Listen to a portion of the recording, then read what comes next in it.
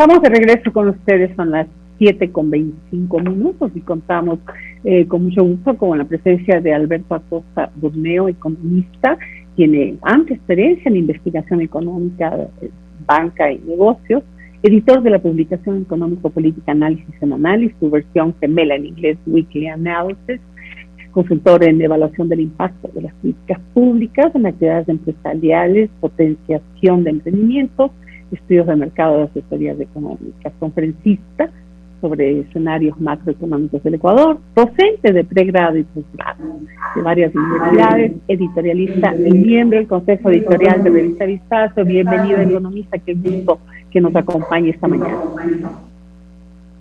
Muy buenos días, un gusto estar con ustedes. Gracias. Hay, economista, una serie de propuestas que vienen desde la campaña presidencial de Lasso que se perfilan como necesarias para la reactivación económica y la creación de empleo. Por ejemplo, desmantelar aranceles, eliminar el ISD, enviar a la Asamblea reformas tributarias y laborales, la reestructuración del Estado, en fin, eliminación o ventas de las empresas públicas. Para algunos analistas se está caminando muy lentamente hacia esos objetivos. ¿Qué dice usted? Bueno, el gobierno de Lasso ha heredado una triple crisis extremadamente compleja. Una crisis primero sanitaria. El coronavirus afectó y destruyó muchas vidas y afectó a la actividad productiva. Segundo, una crisis fiscal que se gestó durante la bonanza. Una bonanza mal manejada, el manejo alegre de las cuentas fiscales, mucho endeudamiento, mucho gasto. El resultado es lo que tenemos desde hace un tiempo, desde 2014 arrastramos unas cuentas fiscales insostenibles.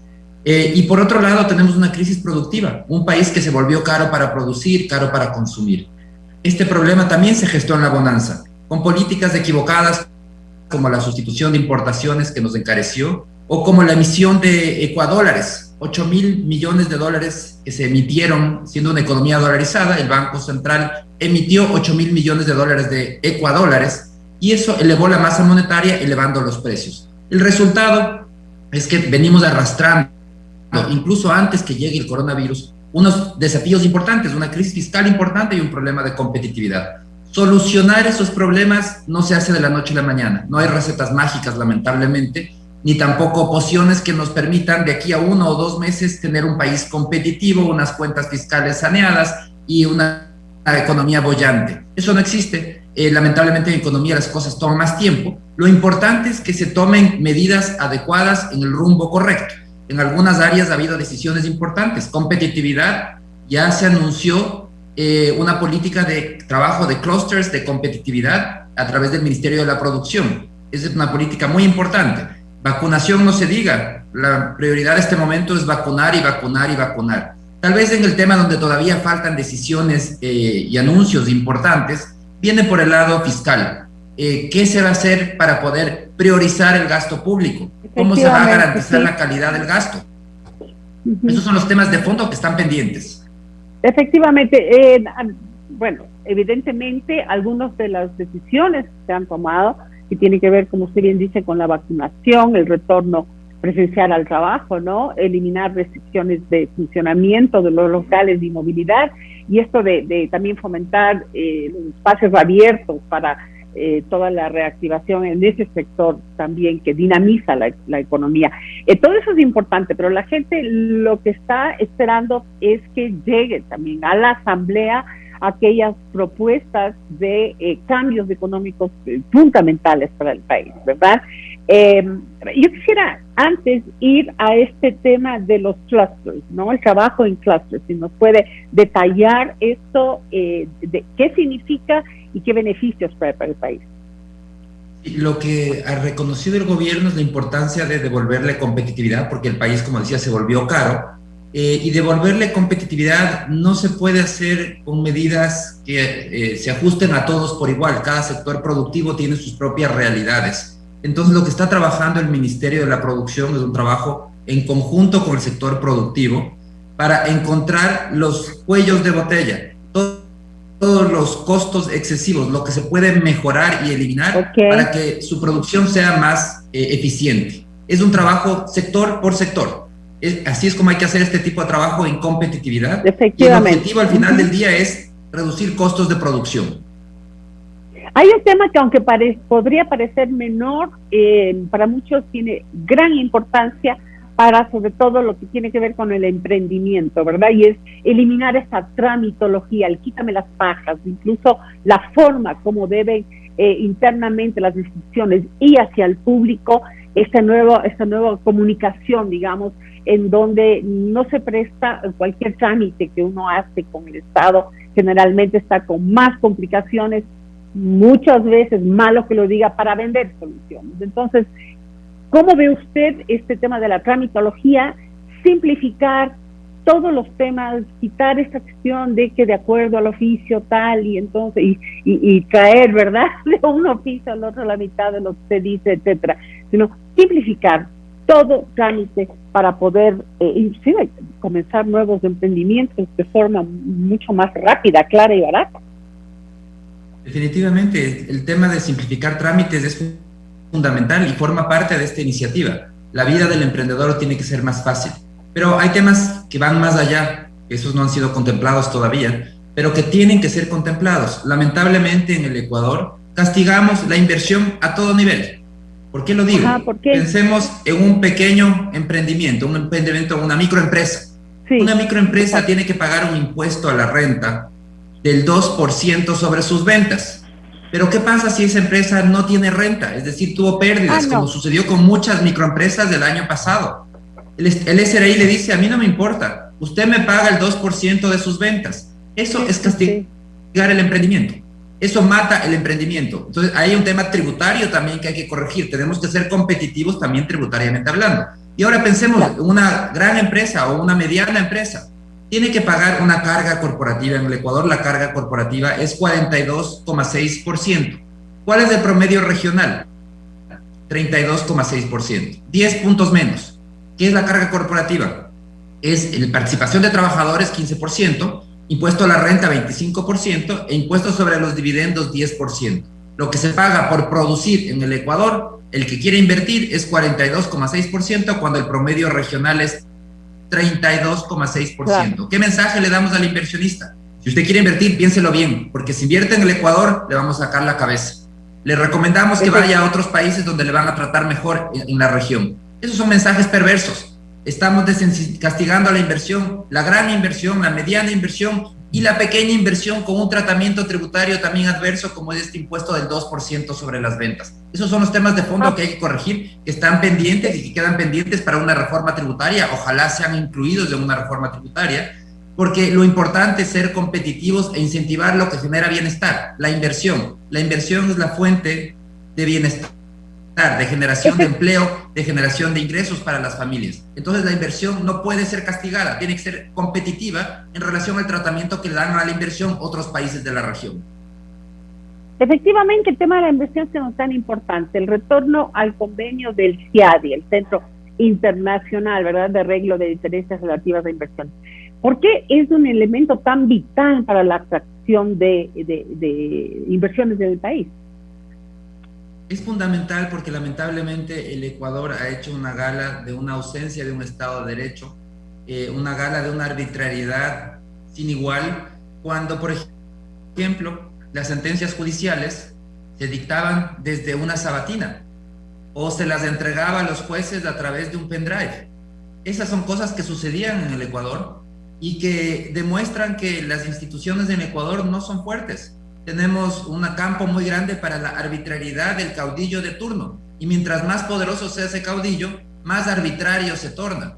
Entonces los inversionistas, para poder venir a un país como el Ecuador, un país donde no hay un Estado de Derecho sólido, lo que dicen es, yo voy a ir solamente si usted me permite, en caso de discrepancias, ir a un árbitro independiente, a un tercero, a uno que yo sé que usted no le va a poder dictar la sentencia. Yo tampoco voy a poder, pero usted tampoco. Es un independiente. Entonces el retorno al CIADI es justamente eso, es abrir esa puerta para que en casos de disputas se pueda acceder a un árbitro tercero y de esa manera darle esa seguridad que lamentablemente nuestra justicia no da, ni siquiera a los internacionales, tampoco a los nacionales. Ok, pero los posibles inversionistas a nivel internacional valoran otras cosas también, ¿no? Por ejemplo, los incentivos que da el país, acuerdos comerciales, la reducción de impuestos, el riesgo país, ¿no? Para que haya una mayor eficiencia del destino de sus fondos. ¿Cómo estamos en general y globalmente en este sentido para ser atractivos para la inversión? Ese es un tema muy importante. No es solamente de tener un acceso a arbitrajes internacionales, eso es necesario. Pero si solo pensamos que con eso va a venir la inversión a raudales, definitivamente es insuficiente. Se necesita más que eso. ¿Qué se necesita además? Necesitamos ser un lugar competitivo. Los inversionistas valoran el acceso a mercados. Por ejemplo, producir en Colombia puede ser muy atractivo porque a través de la producción en Colombia se puede acceder a Estados Unidos, un mercado muy grande, se puede acceder a la Unión Europea o a grandes bloques internacionales. El Ecuador está en desventaja, tiene que seguir abriendo mercados, todavía está limitado en los mercados a los que puede acceder. Por otro lado, también valoran que sea un país competitivo, un país en donde producir sea eficiente. Si seguimos siendo un país caro, donde producir es caro, definitivamente, y está lleno de trabas y permisos y regulaciones sin sentido, definitivamente una maraña eso no va a atraer de leyes, tampoco la inversión. Sí, le decía, tenemos una maraña de leyes que hace a veces muy complicado el entender cómo funcionar en el Ecuador, y al mismo tiempo esa confusión lo que hace es nuevamente que la gente pueda ser extorsionada, que en vez de facilitar el camino, lo que hacemos es poner puros obstáculos. Por ejemplo, en el tenemos un exceso regulatorio sin sentido que no agrega valor al ciudadano y que lo que hace es trabar la producción. El Estado tiene que eliminar todas esas regulaciones sin sentido, no tiene que meterse a decidir cómo, cuándo ni dónde producir. Esa no es una decisión del Estado. Eso debe ser eliminado y permitir dar campo libre para la innovación, para que el sector productivo encuentre mejores maneras de hacer las cosas. Eso es innovar y eso tiene que despertarse en el país. La riqueza en el mundo actual no nace de los recursos naturales, estemos muy claros. No porque haya muchos recursos naturales es un país rico. De hecho, normalmente es lo contrario. Los países que tienen muchos recursos naturales son los países pobres. La riqueza nace de la innovación, del intelecto, de lo que las personas podemos hacer para enfrentar las dificultades, para hacer las cosas cada vez mejor. Entonces, el desafío en el país es liberarnos de ese exceso de regulaciones que matan la innovación, que matan la fuente real de generación de riqueza, y de esa manera veremos cómo se incentiva la inversión, cómo se encuentran oportunidades y el resultado final, que es el que nos interesa, cómo se incrementa la producción. Para incrementar la producción se incrementa el empleo, y el empleo genera pago de salarios, al final del día genera bienestar en las familias. Usted habla de esta dinámica del propio mercado, ¿verdad?, que se da por sí misma y que va buscando cómo satisfacer sus necesidades y generalmente lo encuentra. Pero ese tipo de cosas sí, vamos a hablar un poco a lo político, ¿ok? Por ejemplo, ¿usted cree que el hecho de ganar la presidencia de la CONAIE, Leonidas Díaz, de la facción más extrema de izquierda dentro del movimiento indígena, afecte los propósitos del gobierno de sacar adelante estas propuestas más liberales? Bueno, yo veo que realmente es una ironía de la vida, como cuando Pachacuti, que es el brazo político de la CONAIE, llega a una posición preponderante en la Asamblea. Tiene la presidencia de la Asamblea Nacional, tiene un bloque legislativo extremadamente importante, tiene un poder específico importante. Y en ese momento, cuando llega Pachacuti con una visión de participar en la democracia, para seguir trabajando por los intereses y sus luchas, lo cual es absolutamente legítimo, y gana por otro lado en la CONAIE una persona que más bien demostró que su visión es totalmente contraria, es una visión antisistema. Ellos no creen en el sistema, creen que para poder modificar el sistema hay que explotar el sistema, hay que destruir el sistema. Esa es la visión del mariateguismo, una visión que cree que vía la violencia va a poder llevarnos hacia el socialismo, que es lo que están añorando. Y realmente es una visión, realmente es una ironía, porque Pachacuti está en este momento dentro del sistema y con una posición muy importante, pero la CONAIE, por su parte, está con una posición antisistema, es decir, al sistema hay que dinamitarlo. Entonces realmente vamos a ver, yo creo que muchas divisiones, muchos conflictos incluso internos entre Pachacuti y la CONAIE, que van a tener dos visiones distintas. Pachakutik va a tener una visión de trabajar por sus intereses desde la democracia, desde dentro del sistema, mientras que la CONAIE, a través de su nuevo presidente, permanentemente va a estar presionando por actitudes violentas antisistema. Esta va a ser una disputa realmente y que va a demostrar esta división que existe y estas facciones que existen dentro del movimiento indígena, que existe desde la visión más radical, socialista, mariateguista, que es la que ganó en la CONAIE, y una visión mucho más democrática, que es la que está en Pachakutik y que es la que está en la Asamblea. Ahora, efectivamente, lo que usted dice es muy cierto, pero si nosotros, sobre todo aquí la preocupación en principio, pues para comenzar, viene en la propia Asamblea. O sea, llegan propuestas de un corte, como le digo, más liberal, qué sé yo, además la explotación minera, en fin, la explotación petrolera, aumentarla, cualquiera de estos temas. Y por más que Pachakutik haya mostrado una voluntad de ir por otro camino, tenemos también aún con algunos pensamientos retrógrados en ese sentido. Entonces, por más que lo hayan demostrado a la hora del té, pues no sé si jale más este tema que suele ser muy popular, digamos, y en donde, aquí le voy a sacar a ustedes su zona de confort, en donde pienso yo que la comunicación de gobierno hacia las grandes masas debe ser como nunca súper didáctica para que escoja, para que la gente escoja finalmente, pero que sepa a dónde le lleva el un tema y a dónde le lleva el otro. Y en ese sentido, porque digo que le voy a sacar a usted zona de confort, el gobierno está haciendo una comunicación en redes sociales, una comunicación muy direccionada a ciertos grupos sociales que tienen la facilidad, ¿verdad?, de un internet, etcétera. Pero no veo yo que la comunicación la estén usando a nivel de ATL, o sea, medios masivos de comunicación, y esto no sé si conviene tanto mantenerse solo en lo tecnológico, en lo novedoso. Definitivamente el gran desafío para el gobierno va a ser negociar y lograr convencer de sus tesis, unas tesis de ir hacia una economía liberal, hacia un mayor respeto de los derechos de las personas, en todo su ámbito, desde cómo quieren vivir, cómo quieren trabajar, que puedan construir sus propias vidas. Es un desafío político, es el juego de la democracia. Lo importante aquí y lo que hay que estar muy pendientes es que se mantenga este juego de la democracia. La democracia es normal que haya que ceder posiciones, que haya que negociar, que haya que llegar a consensos. Ese es el juego de la democracia, llegar a consensos. No, nadie puede hacer todo lo que quisiera porque está sujeto a la opinión del resto.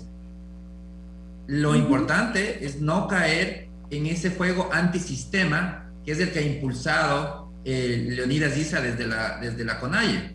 Y ese es el riesgo que existe, que se quiera abandonar esas discusiones, que por más que toca ceder posiciones, yo dice, es incómodo, no hubiera querido ceder en esto, yo hubiera querido hacer esto otro. Pero bueno, esa es la democracia, así funciona, lamentablemente, o para bien o para mal, así funciona la democracia. Pero en cambio, lo peligroso es caer en el juego del antisistema y decir, no importa, yo no me voy a dar el trabajo de negociar con nadie, yo no voy a ceder posiciones con nadie, yo voy a imponer, yo voy a quemar las ciudades, voy a destruir las fincas, la producción, a mí me hacen caso porque si no yo les quemo a todos. Eso, lo que sucedió en 2019, no podemos permitir que suceda nuevamente. Las diferencias se las discuten a nivel político en una asamblea. Lo que no puede darse el lujo el país es de entrar a una discusión antisistema a nivel de la violencia o incluso de guerrillas, porque ya hemos visto cómo países de la región, Colombia, Perú, han tenido mucha experiencia en ese efecto destructivo cuando las cosas ya no se discuten a nivel político y pasan a nivel de la violencia que tenemos que rechazar los ciudadanos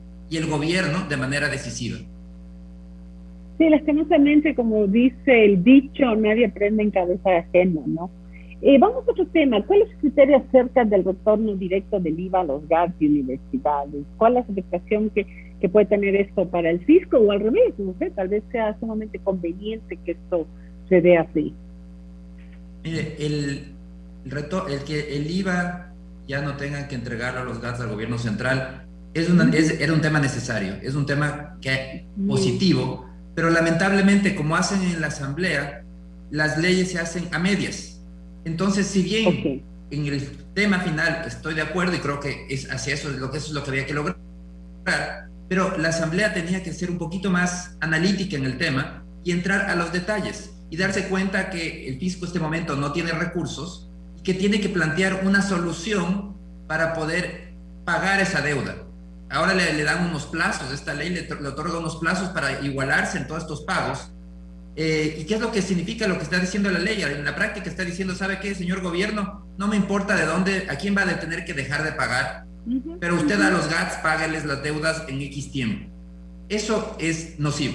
Y el problema es que esta ley lo que hace es, abre, por más que en el fondo, al tema final, yo considero que es adecuado, pero al no tratar todo lo que implica este tema, lo que hace es tapar un hueco, abriendo un hueco mayor. El gobierno va a tener que aumentar sus atrasos. Para pagar a los gobiernos seccionales, va a tener que no poder pagar a proveedores, tal vez atrasarse en pagos de médicos, pagos de profesores. Entonces uno dice, solucionó el problema de los GATS, pero el costo fue creando otros problemas igual de graves en otras áreas. Entonces no es una solución completa. La solución lamentablemente completa no la analizó la Asamblea, debió haberla analizado, eso era lo responsable, y lograr una visión de dónde se va a dejar de gastar para poder tener esos recursos para poder igualarse con los GATS.